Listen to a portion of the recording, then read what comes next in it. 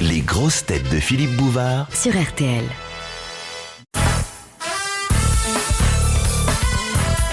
Question de Madame Pruvot. Quelle différence de statut entre les donneurs de sang américains et les donneurs de sang français? Ils parlent pas la même langue. Les donneurs de sang américains touchent de I l'argent. would like to give my Oh. blood. Touchent de l'argent. Ouais. Oui, ils touchent de Et l'argent. en France, ils touchent ils un ont- sandwich. Et du pain d'épices. Ils ont C'est du pain vrai d'épices. qu'en France, il y a seulement un sandwich dans le meilleur des cas. oui. Bonne réponse de l'amiral et merci à Isabelle.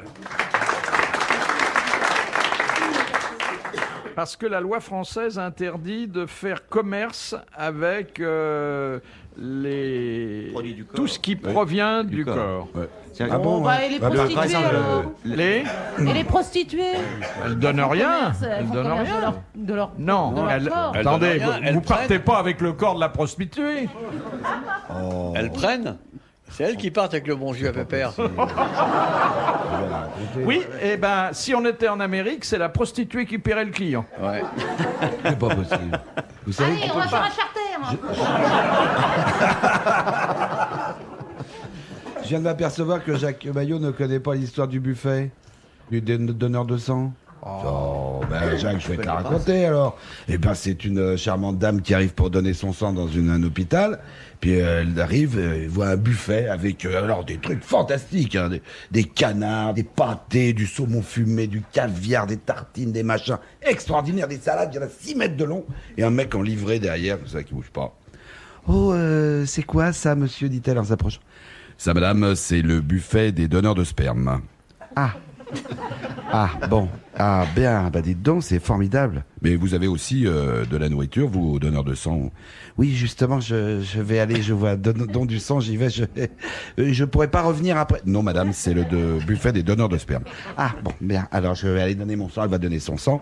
Et puis, à la sortie, il y a une grosse infirmière qui arrive avec une charrette avec un peu de purée là-dedans. Et voilà le buffet pour les donneurs de sang, plaf! Et, un gros paquet de machin dans une assiette. Bon, elle se barre et puis on repasse devant le buffet. Donneur de sang.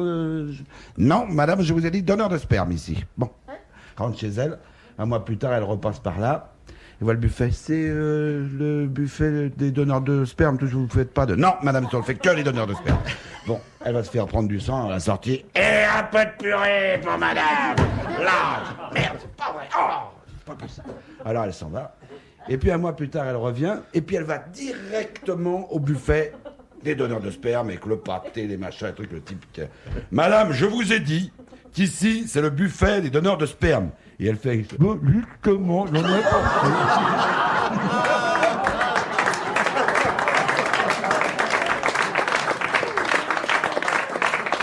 Oh, d'accord, on a entendu plus délicat, mais enfin. Surtout qu'elle est assez visuelle dans son Oui. expression finale. À la radio, ça passe.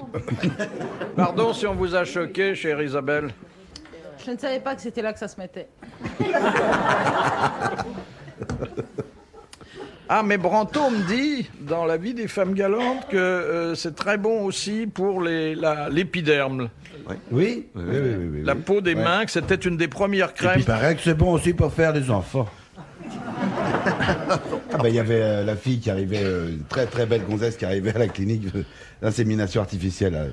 Bonjour docteur, oui, vous venez pour l'insémination artificielle? Oui. Bien, déshabillez-vous madame s'il vous plaît. Mademoiselle, oui mademoiselle, hein, déshabille, magnifique, elle est roulée. Alors elle s'allonge, et puis le médecin commence à se déshabiller. Elle fait, mais qu'est-ce que vous faites docteur? Il se met tout nu. Ben, fait écoutez, on n'a plus de bouteille, je vais vous faire ça à la pression.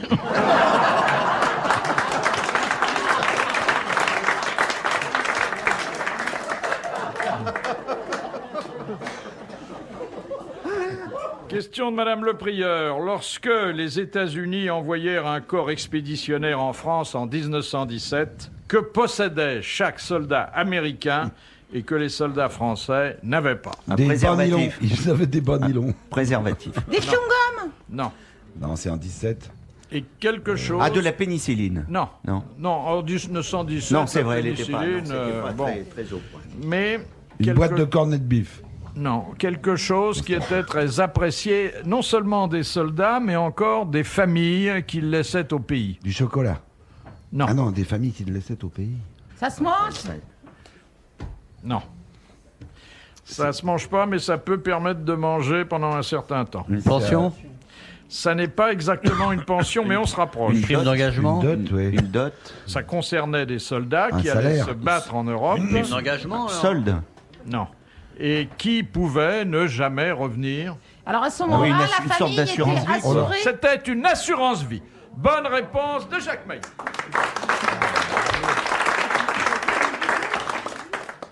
Rien à dire, mademoiselle Mergo, Vous payez la là-dessus CSG dessus, non? Comment Vous payez la CSG sur cette assurance Oui, vie? sûrement. Question de Madame Vaduz. Par quel mot désigne-t-on la tige dont l'ombre indique l'heure sur un cadran solaire? La trotteuse. Oh, la trotteuse. C'est pas le gnomon? Alors ça, c'est le nom générique pour le cadran solaire, le gnomon. Mais sur le gnomon, il y a cette unique tige qui indique les heures selon la position du soleil. C'est un quelque chose? Un, oui. Ouais. C'est un mot d'ailleurs qui est employé dans d'autres acceptions, mais là, si on ne connaît pas, bon. C'est un mot. Moi, j'ai un clou. Oui, ça, c'est le cadran. Ça a un peu, oui, la forme d'un long clou, hein, quand même. Un marteau, une tringle. Le nom, il indique bien que c'est une tige ou ça n'a... On peut deviner ou on peut pas? Non, on peut pas. Oh, il est désespéré. Ah ouais, ouais, Et hein. vous croyez que je connais ou pas? Oh non, je crois pas. Cela dit, bon, on a vu des choses plus extraordinaires. De temps en temps, l'illumination. De temps en temps, je suis habitée. Oui, T'écris ça comment? c'est des contrats de combien de jours? Vos ouvriers sont repartis? Oh bah oui. Oh, dis Oh, donc. Bah alors. Je peux prendre mes douches tranquillement. Il y a personne pour me regarder. Bah oui. Bon, Quand bah, est-ce je qu'on sais prend pas. la crémaillère chez vous? Bah bientôt. Oui. Oui. C'est moi qui ferai à Mantelet. Oula. Ah, je peux pas venir. Eh Je ben, suis en tournée. On arrivera après le déjeuner. Dissuasion. Ou bien on peut apporter quelques Ah, petites moi je babioles. m'occupe de tout. Non. Ah bon? Bon, ben, on peut pas venir. Vous pouvez recevoir combien de personnes en même temps? 60. Ah, c'est Ah une, bah vous êtes pas tous assis, c'est hein. une vraie partouze, alors. Ils ont fait des trous dans les murs, les ouvriers. Et on pourra aller prendre le café au jardin? Bah faudrait que tu nettoies parce qu'il y a plein de crottes de chien. Hein. Petite crotte avec le café, essayez qu'elle soit en chocolat. Ça doit Ouais, être ben. très intime, très, très chaleureux, très douillet. C'est vachement cosy, ouais, vous avez raison. Bon, qu'est-ce que je fais, moi, avec cette question? Eh ben, votre tige, dans vous votre pouvez culotte. enfin bon. Bon bah votre titre alors. Qu'est-ce qu'on va en faire de votre tige? Qu'est-ce qu'on va bien pouvoir en faire de votre Il y a tige? d'autres trucs pouvez comme pas ça, nous mettre pareil, sur la voie, de quelque chose, la même manière, ou je sais pas vraiment on peut faire. Oh Vous considérez les deux côtés semblables, ou c'est bon, c'est dans le cadran solaire, hein? Philippe, mettez-nous Philippe sur la voie pour. Oui, Vous, si vous voulez, dites je qu'on vous l'emploie ai, dans une autre acception. oui, peut-être Oui. prendre Oui. sur le cadran solaire, que c'est une question, on se pose. C'est la principale qualité de l'écrivain. Le stylo. C'est pas loin. Parce que Le style. Le style. Le style. Le style, c'est l'aiguille du cadran solaire. Oh, bah, on l'a Bonne échappé réponse belle. de Jacques Maillot. Attendez, bonne réponse de Jacques Maillot. Comment je l'ai pas aidé avec le stylo? Ouais, ça, tu me l'as mis. Ouais. Comment Tu je me l'as l'ai mis pas dans la aidé, bouche, hein. Comment je l'ai pas remué le cerveau pour qu'il trouve ouais. Philippe, vous pourriez me nommer quand même.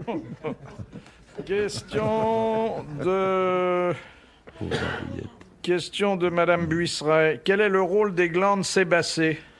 Eh ben, c'est graisser les cheveux. C'est oui, c'est ça sécrète le sébum. Le Oui, sébum. exactement. Ça Et le protège la sébum, peau. le sébum, ça sert à quoi, monsieur À Maillot? protéger la peau. Protéger la peau. À transpirer. Mais non. Non, non, Ah non, c'est les glandes sudoripares. Là, Ouais. ce sont Ah, les glandes sébacées. non, Protéger la ça peau. protège la peau, ça sécrète une. À huiler les À cheveux, huiler, les À poils. huiler les cheveux, et il sait de quoi il parle. Ah oui. Il n'y a plus rien à huiler. À lubrifier le système pileux, c'est la vocation des glandes sébacées. Bonne réponse de Jacques Maillot et de Guy Montaigne. Bah, les cheveux, c'est basé ailleurs, moi. C'est toujours huileux un peu. Hein. Il y a les poux, ils vont pouvoir faire du patin à glace là-dessus. Vous êtes très fier de votre calvitie, J'aime finalement. bien. C'est pour ça quand vous m'avez appelé suppôt de Satan en coulisses tout à l'heure, j'ai bien aimé le terme de suppôt à cause de la forme du crâne. Mais quand vous caressez le crâne comme ça, vous n'avez pas l'impression de commencer à monter un escalier? Oui, de me caresser le genou un peu surtout. Oui, c'est vrai. Parce que la boule qu'il y La boule avait, qui est en bas, oui, oui. hein, c'était un peu oui. de cette forme-là. C'est un peu, oui. T'as jamais eu d'épanchement de synoville? Non. Mais il y a des gens qu'on voit pas chauve, l'amiral, sans... Tu peux pas me voir chauve avec les tifs que j'ai, imbécile. Oui, c'est vrai, c'est vrai. Toi, tu te vois chauve quand t'enlèves ta moumoute acrylique le matin. Voilà, la moumoute acrylique qui revient. Si, j'ai les cheveux rasés, moi, comme lui. Ouais, c'est vrai. Marquez, si vous aviez pas de cheveux, ça changerait pas le Ça me chiffre rendrait pas d'affaires plus de la- aimable de toute façon, hein? Non, je veux dire, ça changerait pas le chiffre d'affaires de votre coiffeur. Parce que toi, tu vas chez le coiffeur, toi? Oui, monsieur. Moi, j'aimerais bien être chauve de la langue.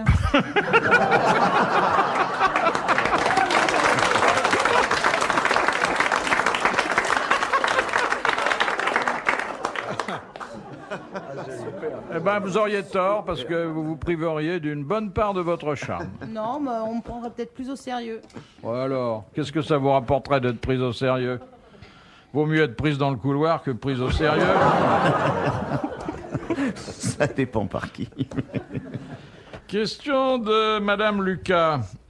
Sous la Révolution, comment a-t-on appelé les prêtres qui avaient prêté serment à la constitution civile du clergé? Et donc, qui s'était inféodé Pour les réfractaires, au régime c'était révolutionnaire. Il y avait les C'était pas les réfractaires qui défroqués, voulaient pas. non? Ah non, non, on les appelait des prêtres et après, Des prêtres citoyens. non. Laïque. Et après, il y avait un qualificatif qui, par ceux qui l'employaient, était plutôt Péjoratif. connoté péjorativement. Voilà. Oui, voilà. voilà. Demandez-moi quand vous savez pas. Oh, dites là-haut.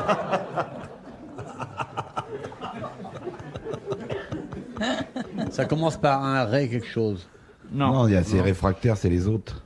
Non. Sous tous les régimes, les dictatures totalitaires qui s'installent et qui veulent avoir une apparence de légalité, de légitimité, on appelle les hauts fonctionnaires, là c'était des prêtres, et on leur demande de prêter allégeance. serment au nouveau régime. Bon, et pour prêter serment, qu'est-ce qu'on fait? Ah, ceux qui jurent. Voilà. Donc c'est les prêtres Ah oui, alors, sur la- jurés. Sur la... Jureurs. Jureurs. Enfin bon, jureurs. on n'était pas Jureurs, loin. Les prêtres, jureurs. Bonne réponse de Guy Montagnier. Oui, vous connaissez, Philippe, cette histoire du... C'est un routier belge. C'est un routier belge. Il Alors, recommence, je tu nous recommence, refais je une histoire. rectifie. Attention. Et alors, il a un Tu vas gros te marrer à camion, son histoire. énorme Je te camion. parie ce que tu veux, qu'il va pas se marrer. Oui, alors c'est Alors, quoi? je démarre le camion. C'est un routier belge qui démarre Ah ouais, son je la camion. connais, elle est naze, Tu connais, ouais, il rencontre une Elle est pas drôle du autostoppeuse tout, tu vois. ravissante. Ouais, ouais. Oui, elle est vieille. Et alors, l'autostoppeuse, elle monte dans la cabine et au bout de 10 Philippe, elle a 50 ans. Oh non, amiral, c'est du sabotage. Non, non, mais je vous préviens pour pas que vous soyez déçus. On n'a pas le droit de couper à l'enregistrement quelqu'un qui sera coupé au montage. au montage. Allez-y, monsieur Maillot. Ouais. C'est du pilonnage systématique. Là. Et donc, il prend l'autostoppeuse dans le camion, et au bout de 10 km, l'autostoppeuse, elle commence à se déloquer, gentiment, tout ça. Et elle est tout à fait ravissante. Et le routier belge, il reste complètement insensible, il regarde, il dit quand même, elle est magnifique, tout ça, mais il n'y a rien qui se produit. Alors, la fille, elle est tout à fait charmante, elle continue à se déloquer, tout ça, et rien ne se passe. Et 10 km plus loin, elle se dit quand même, il voit pas clair, ce mec. Et elle allume la lumière dans la cabine, elle lui fait tout ça, une exposition superbe. Et tout. Le mec, il est toujours là, il regarde son volant, il regarde tout ça, son pantalon, rien, il continue à rouler, tout ça. Au bout d'un moment, elle se dit, c'est pas possible, je vais monter dans la couchette, je vais mettre la radio, elle met une petite musique langoureuse et tout, et rien ne se passe.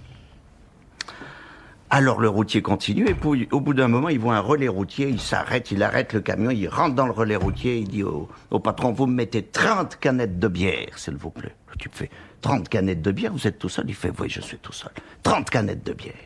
L'autre, lui, il ouvre les canettes de bière, le routier, pof, il s'enfourne les canettes de bière, il remonte dans le camion, et il repart.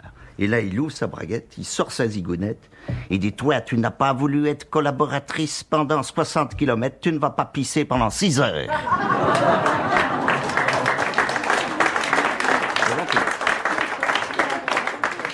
Moi, Il y j'aimais avait mieux une version française. Une hein. version tout à fait différente de routier belge et du routier français. C'est un gros camion qui arrive dans le port d'Anvers. Se gare. Deuxième camion. Puis dans un des camions, il y a un Français qui fait Hé Oh Et Maurice C'est moi, c'est Albert. Allez, Maurice, allez, Albert, que dis donc, mais c'est fantastique. On se trouve tous les deux, copains, comme ça, au port d'Anvers, moi, c'est fabuleux. Il dit, ah ouais, moi, je viens livrer, je viens prendre un gorille, là, sur un bateau qui vient d'Afrique. Il dit, ça, c'est étonnant, moi, je viens prendre des grenouilles, dis donc. Mais tu les emmènes où?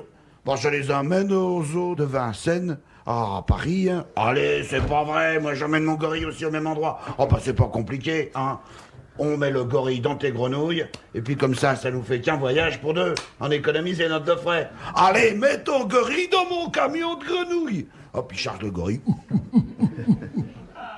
Ça, c'est le gorille, hein, c'est pas la grenouille. Mais non, la grenouille, c'est pas comme ça. Ouais. Non, c'est pas ça. Elle charge le gorille. Et puis, le camion s'en va, il roule. Et là, il voit une petite autostoppeuse, la même, petite suédoise, qui est là, avec son petit short, mini-short, petite chemise nouée sur ses petits tétés, bien dressés. Ping Elle fait du stop, comme ça. Et allez, regarde, dis donc, Albert, et que la petite là-bas qui fait l'autostop. Oh, dis donc, on va s'arrêter, on va nous faire des petites gâteries, hein, des galipettes, allez, dans la voiture. Oh, t'as raison, on va se marrer, attends, on s'arrête. Regarde le camion à côté de la fille. Baisse la vitre. Dis donc, salut ma poule. Je t'ai cru, t'es fruit en Nick. Non, je parle pas suédois, là. Comment on va lui dire ça? Allez, t'as qu'à lui dire qu'on veut bien qu'elle monte, mais alors, dis donc, hein, elle nous fait tagada pas de poète, hein. Explique-lui en anglais. Ben, je parle pas anglais. Eh ben, tu lui dis, elle marche ou elle baise, puis c'est tout. Elle va à pied ou elle baise. Alors tu dis fuck or walk. Bon, ben, alors je lui dis, alors fuck or walk. Elle fait, oh, t'es fruit, je t'ai cru, Bon, alors faut choisir fuck or walk. Oh, ok, fuck. Hop, elle monte dans le camion. Qui démarre. On t'a dit, oh, t'es fruit, je t'ai cru. Allez, pas de fierté. Et puis tout d'un coup, ils entendent une voiture de police. Derrière. Alors, ils s'arrêtent. Et qu'est-ce qu'il y a, monsieur, des agents? Alors, c'est qu'un Belge qui arrive avec un seau, c'est encore en Belgique. Dites donc, vous perdez des grenouilles, hein? Oh là, pour te faire dire que c'est pas possible. Bon, merci beaucoup. Et la fille est toujours un peu excitée par le français qui est là. Et il redémarre. J'en mettrai les grenouilles tout à l'heure. Allez, la fille dans flûte, nique, te croque, stop, maintenant. Et c'est reparti. Repolice. Vous perdez encore des grenouilles, là. Un saut de grenouilles. Ah non, m'a dit non, ça suffit maintenant avec les grenouilles, et le gorille qui est derrière. Non, ça va pas. Je vais perdre le gorille tout à l'heure. Si ça continue comme ça. Allez, on va mettre les grenouilles qui sont dans le seau. Ils descendent, ils voient effectivement la porte du camion, elle n'est pas bien fermée. Ils ouvrent les portes en grand, ils vont pour jeter les grenouilles dedans. Et là, ils voient le gorille qui a les mains plongées dans les cages de grenouilles, qui sort des poignées de grenouilles et qui leur fait fuck or walk. Et les grenouilles, walk, fuck.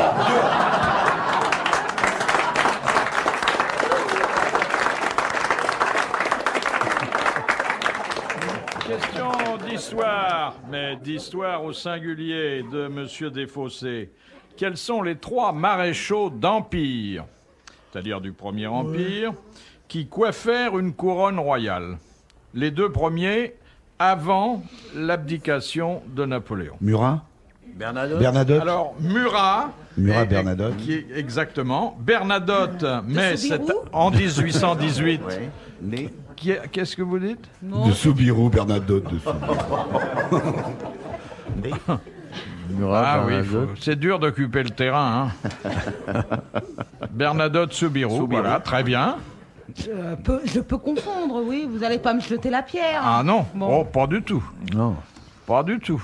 Que celui qui n'a jamais parlé sans avoir quelque chose à dire vous jette la première pierre et ça peut pas être moi. Alors, nous avons donc Murat, maréchal et puis devenu roi de Naples. Nous avons Bernadotte, maréchal, est devenu seulement en 1818 roi de Suède. Et puis, nous avons un autre maréchal qui est devenu en 1807 roi de Westphalie. Il a un boulevard dans Paris? Il n'a pas de boulevard, mais on peut considérer qu'il a au quartier latin une rue très chic et très commerçante, étant donné que le nom ne comporte pas de prénom. Mouffetard, Bon, à part la rue des Canettes. qui comporte pas de prénom. Une rue où il y a des marchands d'autographes, des antiquaires, des marchands... Comment? Rue Bonaparte. C'est la rue Bonaparte. Ah, on ne sait pas quel Bonaparte, enfin si, on croit deviner. ouais. Donc, celui qui a été, à partir de 1807, roi de Westphalie, c'était... C'est un des frères de... Oui, lequel? Eugène. Marcel? Eugène, c'était pas le frère, c'était le beau-fils. Lucien. C'était pas Lucien. Dédé. Comment? Dédé. Dédé. Dédé. Bah, Dédé Bonaparte, t'as pas connu. Arrête tes conneries. T'es roi de Westphalie. Il allume ses clopes avec des bagnoles. Il faut qu'on trouve le prénom? Oui, mais enfin, j'en fais pas un casus belli, hein. Non, non. Il n'y a pas eu un Ferdinand quelque part? Gérard, il y avait Gérard Bonaparte. Bon, pas Gérard. non. Gérard. Il y avait Lucien, qui avait été président du Conseil des 500, Roger. ministre de l'Intérieur. Comment? Roger. Roger? Roger Non, Bonaparte. Roger, oh non, Roger, non. Et puis sa sœur s'appelait Ginette. Hein. Marcel. Oui, Marcel, bien sûr.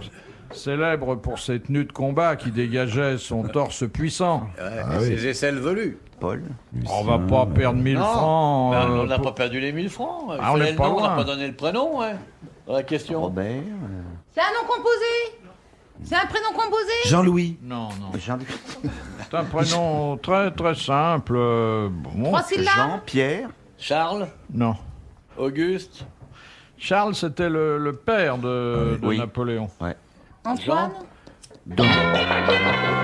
Eh bon, eh ben, un mandat Dominique. de plus. Des applaudissements pour le bénéficiaire du mandat. Et donc la réponse, en plus de Murat devenu roi de Naples et de Bernadotte devenu roi de Suède, il y eut Jérôme Bonaparte devenu roi de Westphalie. Et Voilà. pourquoi il fallait le prénom de celui-là et pas le prénom des deux Il autres? n'était pas roi de la Jamaïque. Oui, pourquoi est-ce que pour Ouais. perdre, il fallait le prénom de celui-là et pas des autres? Ouais. Il était des Antilles, Ouais. Jérôme. Non mais oh. Comment Pourquoi fallait le prénom de celui-ci et pas des autres? Ah bah parce Mais que c'est comme attendez, ça. parce qu'il y a plusieurs Bonaparte, alors il y a, Eh ben, il y a un Murat. Il y a plusieurs Non. Il y Murats. a plusieurs Murats. Moi, hein. je connais un metteur en scène qui s'appelle Murat aussi. Oui, mais enfin, il vivait pas au 19e siècle. Si, si, Oh, il est plus tout jeune, hein. Oh, la mauvaise foi, hein. Non mais il a pas tort. Non, j'ai pas tort. Ah, bah, Dernière citation il y a Jérôme des Antilles. hein, de c'est pas Monsieur pareil. Bouchard, qui a dit « Les anglo-saxons sont des neurasthéniques aux joues roses Oh, c'est joli, ça. C'est un Français mort. ». Alors, cet homme qui est toujours vivant, mais qui n'est pas un perdreau de l'année, Ouais. est à la fois français et américain. Salinger.